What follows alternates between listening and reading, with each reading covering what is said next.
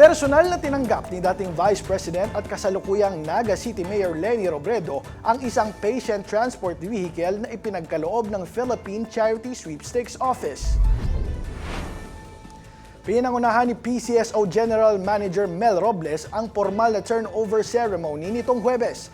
Dahil sa bagong unit, inaasahang mas mapapahusay ang emergency response at medical transport services sa Naga City, lalo na para sa mga pasyenteng nangangailangan ng agarang pagbiyahe papunta sa ospital. Ayon sa pamahalaang lungsod, malaking tulong ang PTV sa pagpapalakas ng kanilang healthcare support system.